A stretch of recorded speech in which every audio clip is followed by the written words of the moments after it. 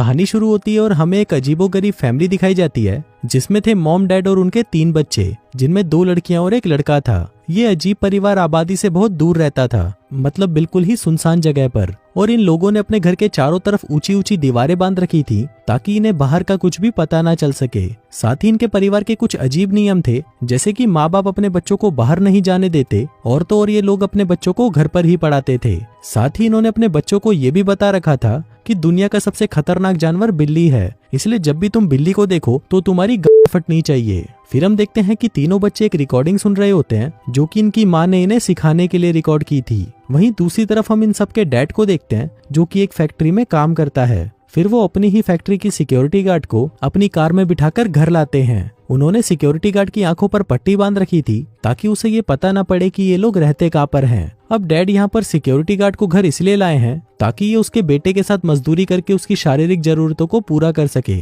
फिर पलंग तोड़ मजदूरी के बाद सिक्योरिटी गार्ड बड़ी बेटी के पास जाकर बैठ जाती है। तभी बड़ी बेटी सिक्योरिटी गार्ड का हेयर बैंड देखकर पूछती है कि इसमें क्या लगा है। वो कहती है चमकने वाले पत्थर। बड़ी बहन पूछती है कि ये क्या होता है। सिक्योरिटी गार्ड कहती है कि ये पत्थर अंधेरे में चमकते हैं। बड़ी बहन कहती है कि सच में, ये तो बड़ी अनोखी चीज है। फिर वो बताती है कि मेरे पास भी एक हेयर बैंड था, लेकिन मैंने उसे छोटी बहन को सॉक्स के बदले दे दिया। अब ये देखकर हमें पता चलता है कि ये दिमाग से पैदल लोग अभी भी आदिवासी युग में ही जी रहे थे, जिसमें लोग सिर्फ अपने सामानों की अदला बदली करते थे और वहाँ पैसा नाम की कोई चीज नहीं थी। फिर डैड पूरी फैमिली को इकट्ठा करके उनकी वीडियो बनाते हैं। छोटी बहन कहती है कि मुझे भी सिक्योरिटी गार्ड के साथ बैठकर वीडियो बनानी है, जिसके बाद उनका बाप इन सबकी वीडियो रिकॉर्ड करके अपने पास रख लेता है। फिर बाप सिक्योरिटी गार्ड को उसके बेटे के साथ मजदूरी करने के लिए पैसे देता है और उसकी आंखों पर पट्टी बांधकर उसे वापस छोड़ देता है। अब रात होती है तो सभी लोग डिनर के लिए तैयार होने लगते हैं, क्योंकि ये भी उनके घर का एक रूल ही था। फिर बड़ा बेटा अपने जूते पॉलिश करके और अच्छे कपड़े पहनकर तैयार हो जाता है। वहीं दूसरी तरफ दोनों बहनें भी स्कर्ट के ऊपर शर्ट पहनकर डिनर के लिए अच्छे से तैयार हो जाती हैं। फिर डिनर के दौरान हमें पता चलता है कि जिस भी बच्चे ने पूरे दिन सबसे अच्छा बर्ताव किया था उसे इनाम दिया जाएगा, और इनाम के तौर पर और कुछ नहीं बल्कि उन्हें बच्चों वाले स्टिकर दिए जाते हैं। और जिस बच्चे के पास सबसे ज्यादा स्टिकर होंगे उस रात घर में उसी बच्चे की चलेगी, मतलब वो अपने लिए रशियन तक की भी मांग कर सकता है। तभी छोटी बहन अपनी मॉम से फोन मांगती है तो उसकी मॉम उसे नमकदानी उठाकर देती है, जिसका मतलब था कि ये चूतिए लोग नमकदानी को फोन कहते थे। अब हम देखते हैं कि इन तीनों बच्चों में सबसे ज्यादा स्टिकर इस लड़के के पास थे। अब आप लोगों को लग रहा होगा कि ये तो रशियन मांगने वाला है, लेकिन ये चूतिया कहता है कि हम तो टीवी देखेंगे। हमें लगता है कि चलो ये कोई मजदूरी वाली फिल्म देखेंगे, लेकिन ये भोसड़ी वाले अपने दिन में रिकॉर्ड की गई वीडियो को रात में देखते हैं, क्योंकि इनके बाप ने इन्हें कुछ बता ही नहीं रखा था कि मूवी जैसा कुछ होता भी है। फिर अगली सुबह हम देखते हैं कि लड़का अपनी डैड की कार को धो रहा होता है, जिसके बाद वो पेड़ों के पास जाकर उनसे बातें करने लगता है। लेकिन तभी अचानक उसके पिछवाड़े में चुल सी मचती है और वो पत्थर उठाकर उन दीवारों के बाहर फेंकने लगता है, और ये बकचोदी करते हुए उसे उसके पेरेंट्स देख लेते हैं। अब उसे इस गुनाह की सजा दी जाती है, जिसमें उसे लिसरीन का एक ढक्कन कुछ देर तक अपने मुंह में रखना था, और जब तक उसके पिछवाड़े में बुरी तरह से जलन ना हो वो इसे थूक नहीं सकता था। फिर अगले दिन इनके घर के ऊपर एक एरोप्लेन उड़कर जा रहा होता है। तभी उसे देखकर बड़ी बहन कहती है कि काश ये नीचे गिर जाए और मुझे मिल जाए, लेकिन तभी उसकी माँ उसके मुंह पर एक जोर का चमाट मारती है और कहती है कि जब तुम इसके लायक हो जाओगी तब ये तुम्हें मिल जाएगा। फिर हम देखते हैं कि ये लोग दिन भर टाइम पास करने के लिए उल्टे सीधे काम करते रहते थे, जिनमें से ये दोनों बहनें अपने रुमाल पर क्लोरोफॉर्म छिड़ककर उसे सूंघकर बेहोश हो जाती हैं, और जो भी इनमें से पहले होश में आएगा वो ये गेम जीत जाएगा। वहीं दूसरी तरफ हम देखते हैं कि मॉम ने अपने रूम में टेलीफोन छुपा रखा है, जिससे वो अपने पति परमेश्वर से बात करती है और अपने घर की करंट सिचुएशन को बताती रहती है। वहीं बड़ी बहन उसकी मॉम की बातें सुन लेती है और सोचती है कि उसकी मॉम बावली हो चुकी है और खुद से ही बातें कर रही है। फिर हम देखते हैं कि इसका डैड जब घर पर आता है तो घर आने से पहले वो अपनी कार से खाने पीने का सामान निकालकर उनमें से लेबल्स को हटा देता है, ताकि इन लोगों को बाहर के बारे में कुछ भी पता ना चल सके। साथ ही इनके मॉम डैड ने इन लोगों को ये भी बता रखा था कि तुम लोगों का एक और भाई था जो एक दिन इन दीवारों से बाहर चला गया और अब वो इस दुनिया में नहीं है। अब इनका बाप इन्हें ये सब इसलिए बताता है ताकि ये लोग कभी भी घर से बाहर जाने की सोच भी ना सके। फिर अगले दिन रोज की तरह इनका बाप ऑफिस के लिए निकल जाता है और घर वापस आते वक्त वो अपने डॉग को लेने जाता है, जिसने उसे ट्रेनिंग के लिए दिया हुआ था। लेकिन डॉग का ट्रेनर डैड से कहता है कि तुम्हारे डॉग की अभी 2nd लेवल की ट्रेनिंग जारी है और अभी उसे इसी तरह 5 लेवल को और पूरा करना है। अब क्योंकि डैड को अपना डॉग नहीं मिला था तो वो घर जाकर अपनी पूरी फैमिली को कुत्ता बनाकर उनसे भुकवाने लगता है, और इससे हमें पता चलता है कि बाप ने अपने बच्चों की परवरिश कुत्ते की तरह की थी, ताकि अपने बच्चों को जो भी बोले उसके बच्चे वही करें। फिर अगले दिन हम देखते हैं कि डैड सिक्योरिटी गार्ड को लेकर फिर से घर आते हैं ताकि वो उसके बेटे के साथ दबाकर मजदूरी कर सके।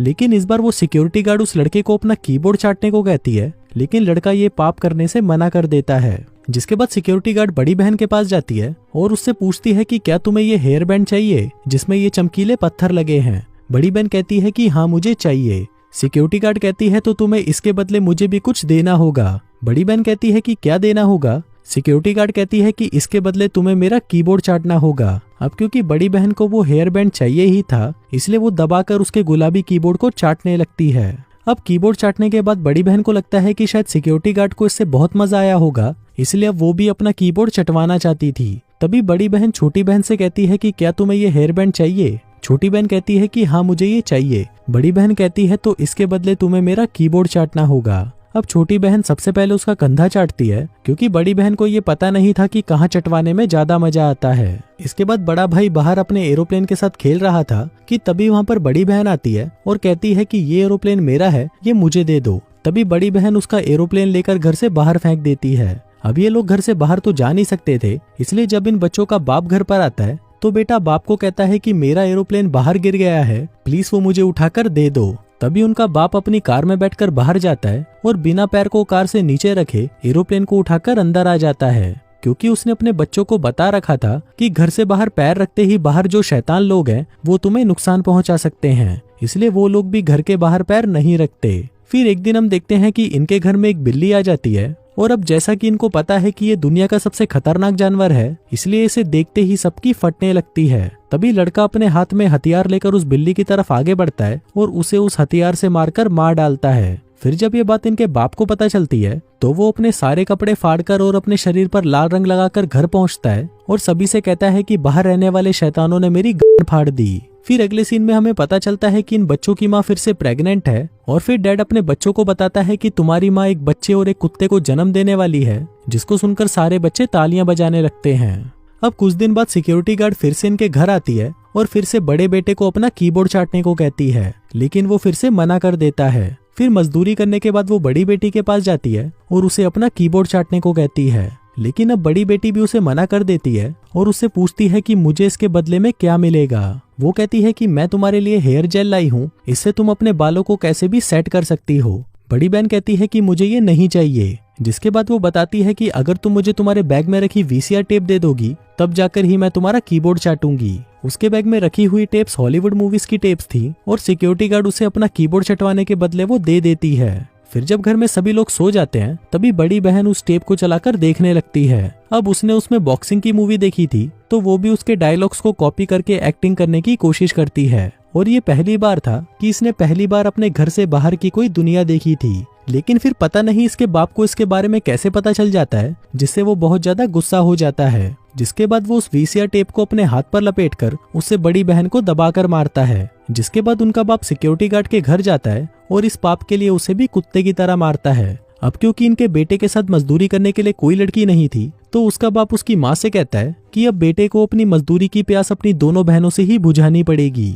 लेकिन वो दोनों में से किसके साथ मजदूरी करेगा ये डिसीजन वो अपने बेटे पर ही छोड़ देता है। अब बेटा अपनी दोनों बहनों में से बड़ी बहन को चुनता है क्योंकि उसके संतरे और गुफा ज्यादा कड़क थी। फिर हम देखते हैं कि मॉम अपनी बेटी को अपने बेटे से बजवाने के लिए तैयार करती है। दरअसल इन बच्चों को रिश्तों के बारे में कोई भी जानकारी नहीं थी और उन्हें ये भी पता नहीं होता कि ये लोग कर क्या रहे हैं, इसलिए जब ये दोनों एक दूसरे के साथ दबाकर मजदूरी कर रहे थे तो दोनों में से किसी को भी इसमें मजा नहीं आ रहा था। अब वो मूवी देखने से बड़ी बहन को पता चल गया था कि इस घर के बाहर भी कोई दुनिया है और अब उसे वो दुनिया देखनी थी। फिर रात को वो एक पत्थर का डंबल लेकर बाथरूम में जाती है, जिसके बाद वो उसे उठाकर सीधा अपने दांतों पर मारती है और उससे अपने आगे के दांतों को तोड़ देती है, जिन्हें डॉग टूथ भी कहा जाता है।